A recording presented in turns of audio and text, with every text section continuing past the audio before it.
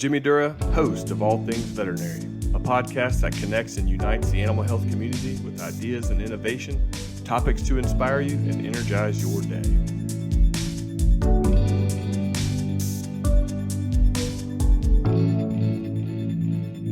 Today, we'll be joined by our guest, Shannon Perry of LifeLearn Animal Health, to discuss one of my favorite topics, marketing your vet practice. Shannon, thanks for coming on today. Hey, Jimmy. Thanks so much for having me. It's great to be here. Excellent. Shannon is joining us from beautiful Ontario, where she is the Director of Partnerships and Distribution at LifeLearn Animal Health. Shannon, would you mind telling our audience a little bit about yourself and your background in animal health? Yeah, absolutely. So I am the Director of Partnerships at LifeLearn Animal Health, like Jimmy said, and I've been with LifeLearn now 14 years, which is hard to believe. I didn't come from a background in animal health. I actually came with more of a business and marketing, sales and marketing background. And so when I joined LifeLearn 14 years ago, I quickly saw the opportunity for me to help. And so I feel like I found a home now after 14 years, and I feel like I've earned that stamp in industry. That is kind of my background and how I got to where I am today. As part of my role as Director of Partnerships, I work very closely with the Patterson team, and I meet with several of your practices to learn a little bit more about your practice, what your goals are, and craft out a custom digital marketing strategy. And so I've had the pleasure to work alongside the Patterson team closely as our LifeLearn solutions are sold through the Patterson technology team. That is awesome. Thank you. Do you mind expanding just in a nutshell what all LifeLearn does for those who don't know? Yeah, absolutely. So LifeLearn Animal Health was founded by two veterinarians in 1994. And we started as a CE company doing continuing education for veterinarians and their teams. We've evolved a lot over the years. Education is still very much the core of everything we do. But today we have kind of three main buckets that we help support practices in, and it's education, marketing, and communication. And so there's a whole slew of solutions that fall into each of those buckets. But client education tools, custom veterinary websites, paid advertising, SEO, social media management, you name it, anything digital marketing we help with. That's awesome. Thank you. All right, for our audience, just to kind of lay out, Shannon and I have spoken recently when I was inviting her on the podcast, and what we wanted to cover today. Digital marketing is such a broad term. So we thought we'd hit on a few kind of high notes. We're going to break up the discussion today in a couple of different areas, kind of the importance of digital marketing and also measuring marketing success, data reporting, and that sort of thing. But before we jump into those two areas, Shannon, you were recently, I think it was a co-effort of LifeLearn and Patterson, but you and our team had a webinar where you started out kind of describing the summary of the 2024 State of Veterinary Marketing Report. So I thought that would be an appropriate place to start. If you don't mind sharing just some of the highlights from that recording and what you learned there. Yeah, for sure. So every year, LifeLearn does a State of Veterinary Marketing Report where we survey veterinarians and their teams and see what their thoughts are on digital marketing. And we bring that all together in a report and share it with the industry. And so, there weren't any crazy standouts for me in this year's report, but some highlights that we kind of took from the report was a focus on social media. So indicators suggest that practices have already begun kind of realizing the differentiation. That differentiation, is key when it comes to social media success in 2024. Looking at key website features that are important to practices. So as practices remain busy, certain features were important to them to help save time and create more operational efficiency. And I'm going to definitely dive into this today with Jimmy here. And then I wanted to talk through some of the key features because I thought this was important. And over 50% of our audience valued a website that was easy to update. And so I thought that was really important because it was part of their strategy. Finding client reviews important was a big standout for features, and planning on adding more reviews for their practice. And then the utilization of client forms. practices really are leveraging their website as a tool. And so online forms was really important. And then online appointment scheduling. That's been around for quite a few years, but that's continuing to trend back post-pandemic. So those are some of the key features. So as we jump into our different sections today, I thought it'd be also nice to ask you, when thinking about your website, a veterinary clinic's website, can you kind of describe the three areas to evaluate when you're building a website and areas to focus on? Yeah, absolutely. And I kind of go over this in my consultation with practices, and I do kind of break it down in three areas. So I break it down in design, functionality, and performance, because the design of your website is really important for several reasons. It needs to tell your practice story. It also needs to be clean, simple, and easy to navigate. And like the user experience, that's kind of goes to the user experience of the website. And then you need to understand what your practice goals are and what the goals of the pet owner visiting. And for pet owners, especially like new clients, it's pretty simple. It's to find out who you are, what you do, and why they should choose you. And existing clients, are going back to the site for more things. So integrating those different technologies, which takes us into the functionality piece, because gone are the days where a website is just an online business card or a new client acquisition tool, right? As much as it is to market your practice in the face of your practice online, we are really leveraging our website as kind of this 24/7 virtual assistant, so to speak, right? So put it to work for your practice. So what things can you build in? And there's things like online scheduling, online forms that we talked about from the state of marketing report. Pretty much anything, your website needs to be the hub and have all of those pieces integrated, right? So like practice app or client communications. We just launched live chat for the website. So Really? lots of features coming into play to really make this a tool, right, for functionality. And last, but definitely not least, is performance. And when I talk about performance, there's lots of things, but primarily search engine optimization or SEO. Because you can have this beautiful website that's designed really well and tells your practice story, and you can have all of these really great tools built into it. But if you are not ranking well in search, you've missed a big piece to the puzzle. So SEO is extremely important. And we actually saw that in the State of Veterinary Marketing Report, practices are paying more attention to their digital marketing and understanding that they have to invest in this. I'm glad to hear that. I've been in the industry for years, and it just seems that a lot of clinics treat the digital strategy as an afterthought. And like you mentioned, it's nice to have a full-time person like you who lives and breathes this, because, searchability, functionality, these things change. I mean, Google algorithm, I think you and I talked about that recently. I mean, that those things change constantly. So I'm glad to hear that the report's finding that more clinics are, realizing the importance of all these areas that you just mentioned. That's Yeah, good they to kind hear. of have to, Jimmy, to be Yeah. honest. Yeah, they kind of have to. There's a lot of competition today out there. And so they have to be more aware of their digital marketing presence today than I think ever. I mean, the game has changed so much since I've been here in the 14 years. Like when I first started with LifeLearn, I would say less than 50% of practices had a website. And when I would call on veterinarians, they'd be like, oh, I don't need to market my practice. Hmm. And that there's been a huge shift today, and practices are understanding that this is one of the most important things that they can do to help their practice be successful.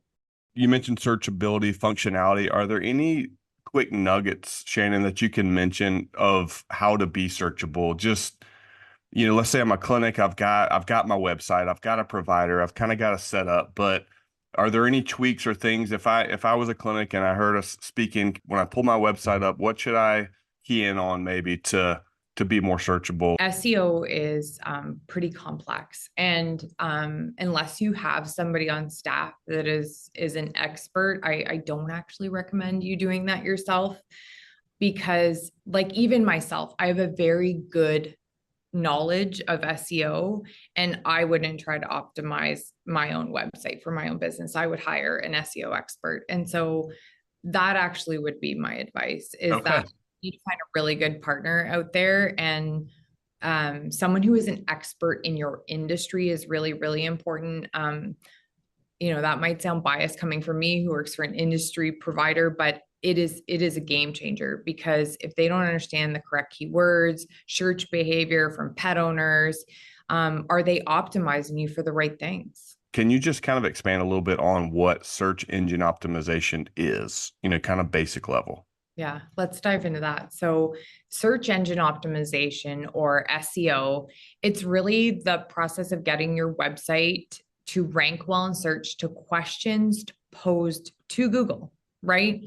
Um, so there's three kind of main pillars to SEO, and it is kind of your technical optimization, and that's really your back end or technical SEO, and it's the process of optimizing the site behind the scenes, so to speak.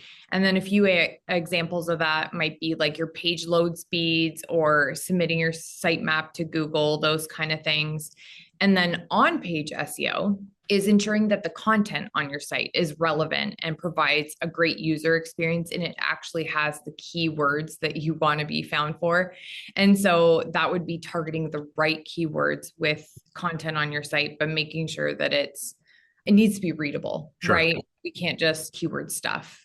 Actually, Google saw that people were doing that, and that's actually kind of a strike against you for SEO. So it's a fine line, right? And then off page optimization is kind of the last one, and that's enhancing your site through activities outside the website. A good example of that would be like backlinking from other credible sites. Provides tremendous value when it comes to SEO, because if other sites are linking to you, you are seen as a really credible site to Google. Credibility is like a big part of this algorithm, right? Like, Yeah, I you mean, have to that's, build that yeah, authority, right? You have yeah. to build that authority or credibility with Google in order to get that rank and maintain that rank, for that matter, right? Our SEO specialist, she broke it down to me when we were having a conversation once before I was doing a webinar. And I really liked the analogy that she used, and it was about like a gym membership. And so you can have a gym membership, but if you aren't going to the gym and you aren't being consistent, you're not doing the right things and using the right form, you aren't going to see those results. But if you do, and you're doing all the right things and you're being consistent, you are going to start seeing those results, but it takes time. But you stop going to the gym, those results start to fade pretty quickly, right? Like you need to maintain that. And so that is the same with SEO. That makes sense. And that's a shame about the gym membership not working unless you're actually going. On that piece, on SEO, how, can you touch on a mobile device search and kind of how that correlates, in terms of being searchable and how pet owners are searching?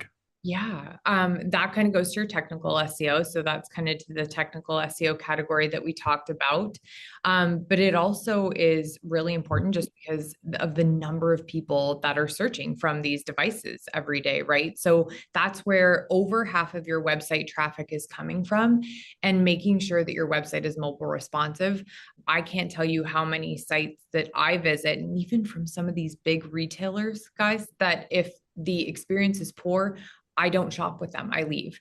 And so it is very important that your website is mobile responsive. And then, for a practice, it's kind of like the key information that people need to find in order to get in touch with you is what you kind of need to have. But again, because more and more people are searching from this device, they still need to be able to access your whole site. Here's kind of a follow-up to on the linking from other websites. What would that look like? Yeah. So we actually do that for practices because we've built kind of this network of industry related sites that are willing to kind of backlink to practices. But to give kind of a real example is maybe like a local shelter backlinking to your website. That's just them saying like, we partner with ABC Vet, and backlinking that to your website. That's a backlink. So that's, Got I it. know I'm making it sound really easy and simple. It's not, but Well, that makes sense. And I guess I hope I'm not asking you to give away the secret LifeLearn sauce of SEO, but those are those tips and tricks. I had one more thing that I wanted to kind of Please. chat with today on SEO is paid search versus organic search. Okay. So, just a quick kind of overview of that here is like paid search, an example of paid search would be like traditional Google pay-per-click ads.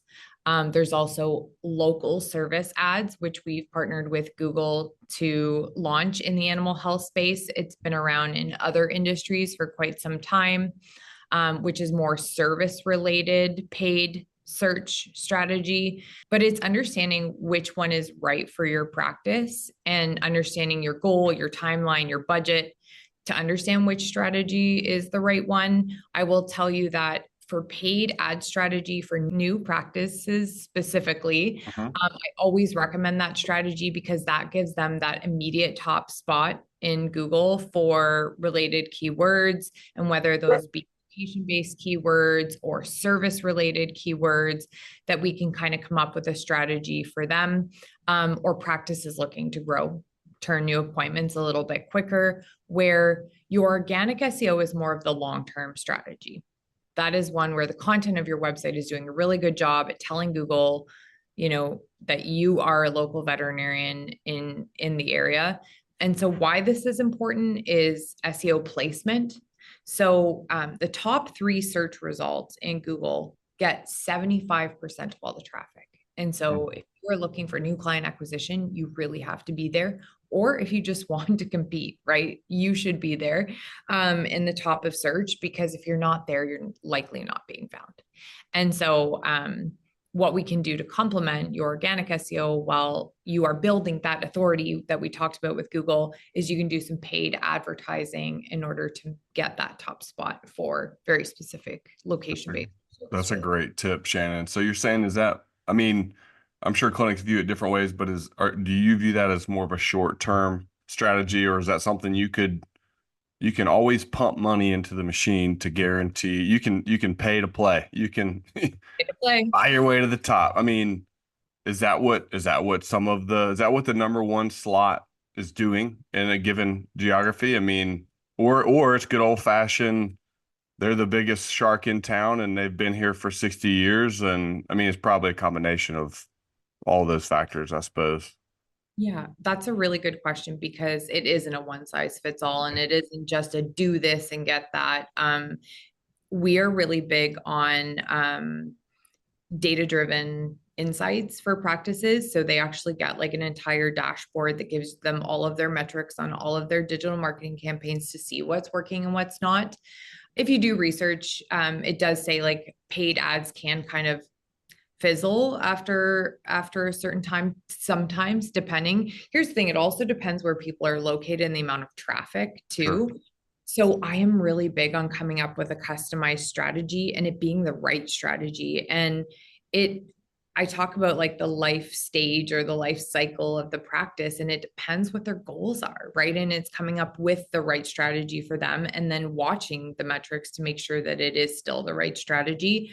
I'm big on being able to turn the dial up or down depending on what the goals of the practice are. I work with some really well established practices that use paid advertising, but in a more strategic way for like those higher revenue appointments, like dental, surgery, Mhm. rather than location based keywords, right? Or maybe to ramp up a certain piece of their business, right? So if boarding and grooming, like I worked with a practice in California, and he was like, we can't really take another kind of wellness appointment or what have you, but we could definitely put some attention here. So that's where we focused at. So to me, it's just finding out what the goals of the practice are and creating a customized strategy that really works. Shannon, what you're describing sounds magically wonderful. I feel like we're in that time in probably the last 12 to 16 months where, across the US and I'm sure all of North America, client visits are slightly down. We're at a time, we haven't seen this since the COVID boom, but where we need new clients. So if we can do some things to turn that knob on and turn a key area up, that sounds awesome. I guess, while we're on the topic of new clients, are there any other kind of things like that you can see that you're seeing, as helping bring in or drive in new clients? Yeah. When I look at new client acquisition, there's definitely like a lot of paid ad focus typically on that for immediate results. Hmm. Again, the long-term game would be just a really well optimized site that is ranking in the top 3 spots in Google. But if it's like immediate new client acquisition, paid ad strategies are typically the most effective in order to get those, get that awareness and get those appointments. And you can track all of this. So to me, I'm all about like, what do you want to accomplish? Setting kind of those goals or KPIs, and then measuring them and measuring what's successful. And so measuring that in your practice management software, but also being able to see that from the provider that you're working with of like, what does success look like what are the results of these campaigns, and watching that. And we provide all of that through the LifeLearn Live dashboard that practices get, so they can see the results of their paid ads specifically versus their website or like organic traffic, and figure out how people are getting there. Because if you want to measure that, that's something you need to measure, and you should measure the before, during, and after kind of Yeah. phase, and see what worked and what didn't. 100%. Is there a price range? I know this is a massively broad question, but I've heard various statistics over the years on what your marketing budget should look like. To have a fully operational, functional, beautiful website with all the bells and whistles. Yeah, that is such a tough question. It, like I mentioned when we first started today, is that the game has changed. And to me, the more you put into something, the more you should expect. And it really isn't a one size fits all. I'll even go to yesterday. So, yesterday, I had several different new practice conversations. But I had a new practice that was starting in a rural area with only one other practice. And then I had another practice that is in a very urban city center, very, very competitive market in California.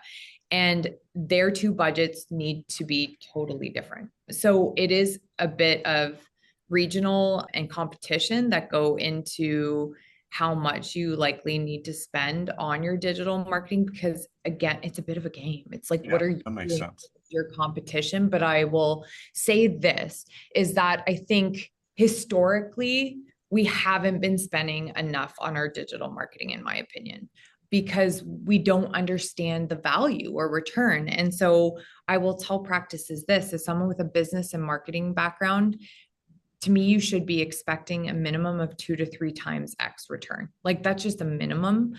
Your website or your digital marketing is an investment into your practice, but you need to be seeing those results. And so having the ability to measure that and seeing the success to understand why you're paying what you're paying, right? So if we think about the average appointment cost, and the last time I looked this up, it was about $300 in the US. That's just average appointment cost. Now, I was just in for my annual with Dax on Friday, and that cost me $671 Canadian. But if Mhm. we look at the average appointment cost of $300, that isn't difficult to make up. No. Like, you know what I mean? If we're generating, 10 appointments through the website, what does that look like, right? What is that return on investment? So that's just how I would measure it. And we do have packages for any kind of budget, and it is about creating a customized strategy. I would just say it kind of goes to like, what are you willing to spend, but what are you willing to, you got to see that return, right? Yeah. It's endless. Like, you could spend endless amounts of dollars on marketing, but I would say if you're within the 300 to $1,500 range is more than enough for you to kind of spend on your digital marketing. And that is a big range, I know, but that's anywhere from like your basic website hosting, maintenance, some SEO, all the way up to some pretty progressive packages with SEO and paid advertising, that kind of stuff. So it's a big shift, but I would say if you're within that range, that's kind of what most practices are No, spending. that's super helpful. Thank you. Because like you mentioned, as I speak with, new practices or vets that have thought about going out on their own, those are the types of figures that it's really good to hear early in the process to know this is a reasonable amount of money I need to budget to spend on my digital marketing. And have you heard anything lately, Shannon, on digital marketing dollars versus, quote unquote, traditional marketing strategies, how clinics should look at what they should invest in those areas, non-digital? Yeah, practices are still doing other traditional advertising and marketing flyers and those kind of things and direct mailers, et cetera.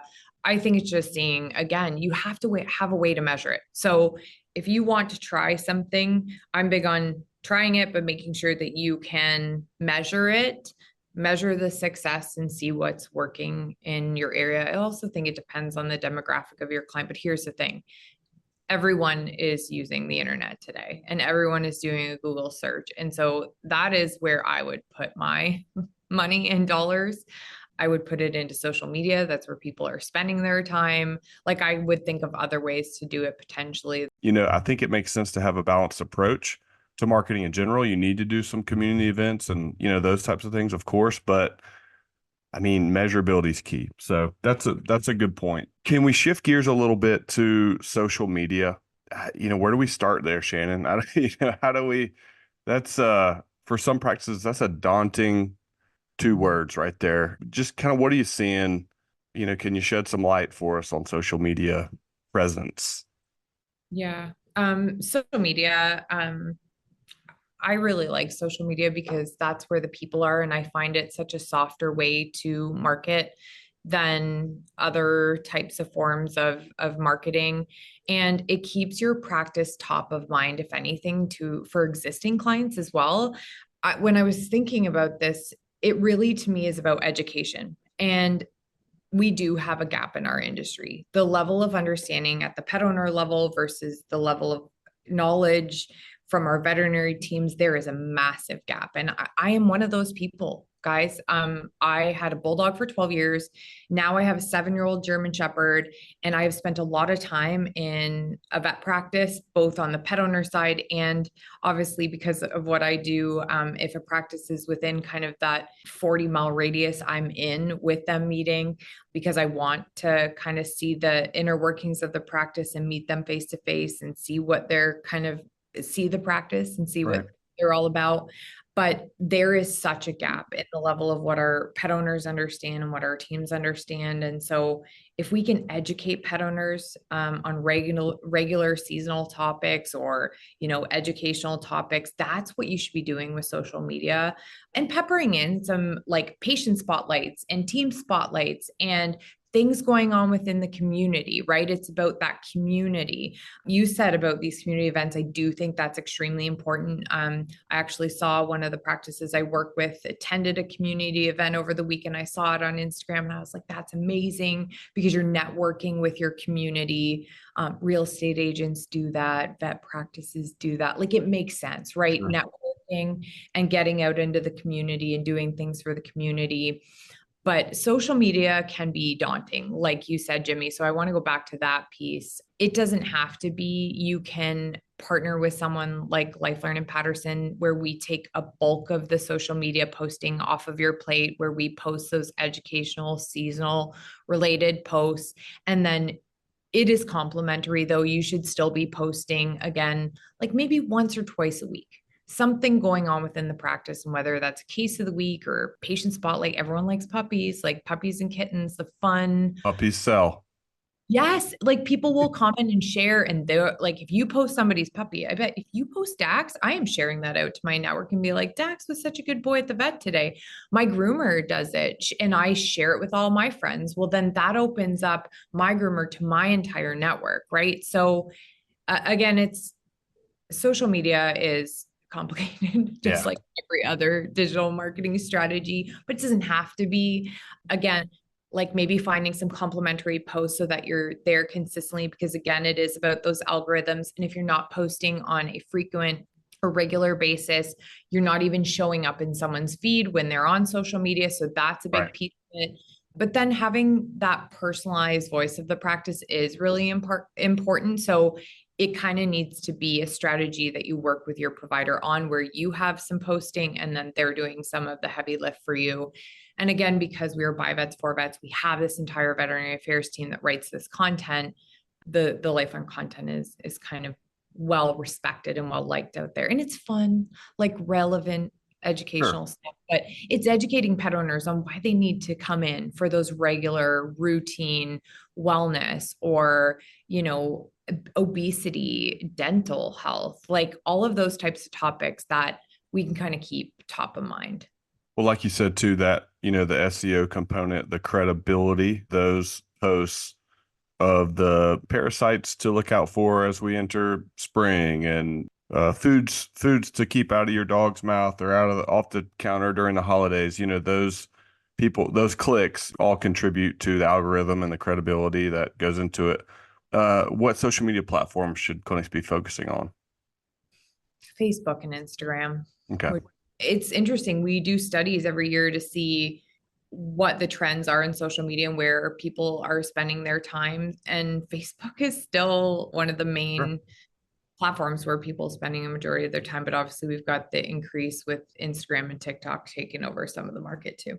Yeah. Well, that's good news that you didn't throw some new, platform we need to sign up and So figure many out of how to do a them. dance or whatever.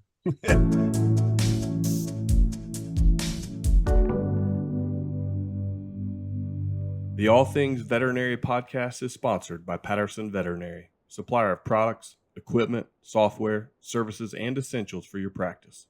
Patterson goes the extra mile to make sure you get what you need quickly, develops ways to help your practice run a little better, and backs it all with legendary customer service. Find All Things Veterinary at pattersonvet.com. Hey, speaking of, here's another gear shift on you, but how important is a clinic's website or web presence or searchability in recruiting new staff members? I've been having this conversation a lot over the past few years because obviously in industry we've seen, a big challenge in finding people and keeping good people in our industry. And I'm surprised how many practices haven't really taken it to their website. And so I had a conversation with a practice not last week, but the week before. And I was like, let's build a careers page. Like if that is one of your main goals, we got to tell people, right? And so we can optimize your careers page so that when people are looking, obviously still doing all of the careers posts and like posting the job on career pages, etc., but also put it on your website to let people know that you are hiring and what you're hiring for. That could be an evergreen position. It could be very specific positions you're hiring for, and then build an online form that allows people to submit their resume directly through your site. That's brilliant. I love that term you just use, evergreen position. The idea of putting an evergreen description of, here at ABC Vet Hospital, we're looking for animal loving, cheerful, et cetera, et cetera. Love that. And like you said, just, hey, tell people on your website, you're hiring. Yes. Here's an application. Here's an online form. You can send an inquiry in. I love that. And I've had firsthand accounts where I've been in clinics and I'll come across a new employee. Hey, great to meet you. Where'd you come from? And they shared that they found the clinic online in a neighboring town.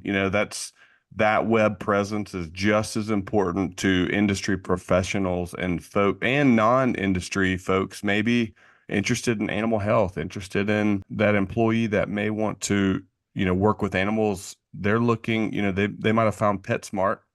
They could have easily found you if they knew you were hiring and were looking for a person like them that's interested in working with animals. So that's a great point, Shannon. Your website is the face of your practice online, and that is for, potential employees just as much as it is pet owners, right? That's going to be their first impression of what it would be like to work for your practice. Do you think it's telling the right story? Love it. We're kind of nearing the end of our discussion, unfortunately, Shannon. A couple last points I just want to ask compliance wise. Are you seeing clients' websites help further? You mentioned the education component, but what are you seeing in terms of increasing compliance on routine care services and how a website might help in that area? I am a big believer of really leveraging the existing client base we have. We have these people coming through our doors, or we have these people in our systems. Are we missing out on opportunities to help those pets and those pet owners? Gosh, there's tons of different strategies out there, like your reminder systems, which I think are so, so important, and then integrating some of those features into your website. But when it comes to your website, Jimmy, what I would say for practices is you need to have education on your website today. I saw an interesting stat that says 77% of pet owners go online and do a Google search in like that sick pet scenario. And I was floored. I was like, we're leaving it up to Google to educate our pet owners. Like Mm. we in industry, our veterinary teams are the best people to be educating these pet owners on what's going on with their pet.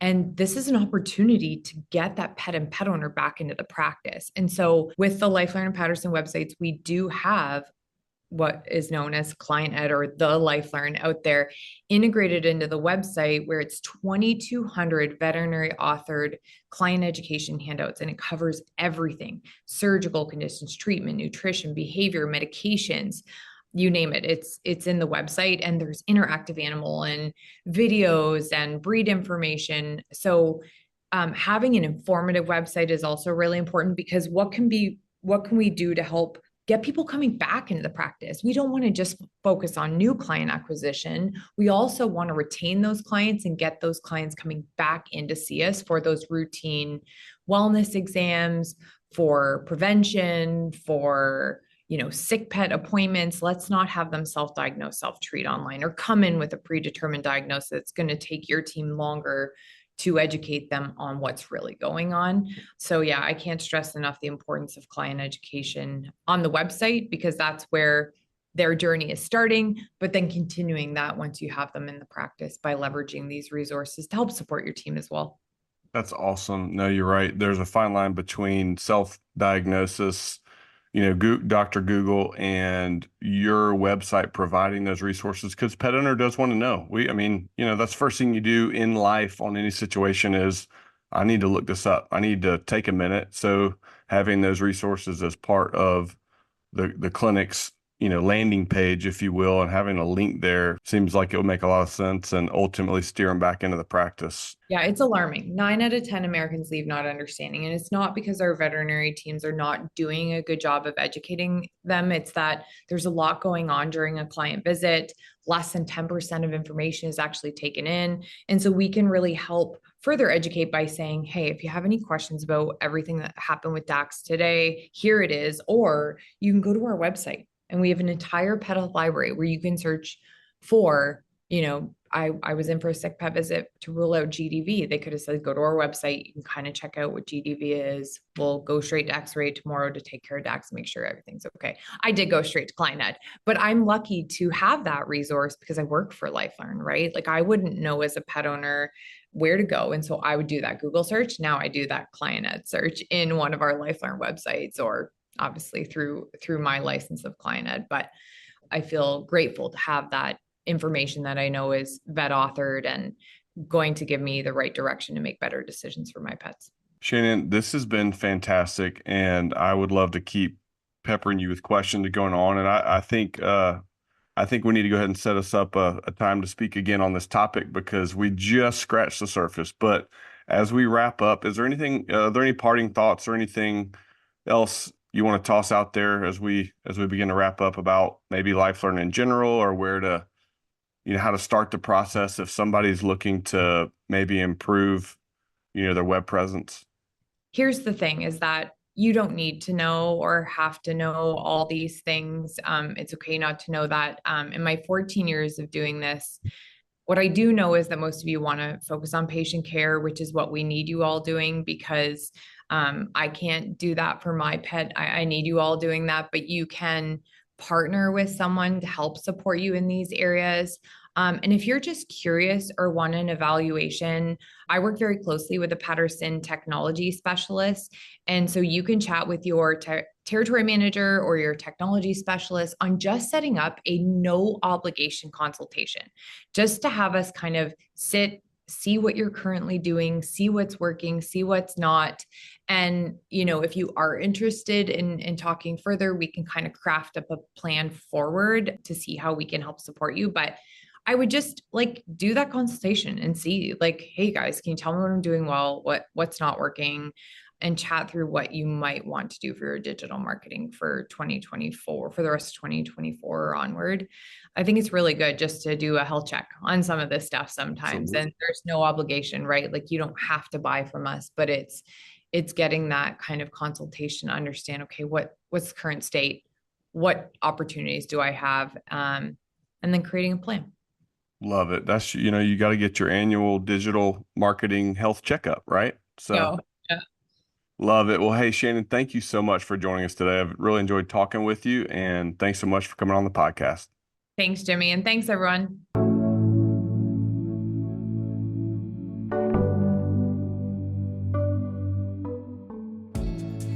Thank you for listening.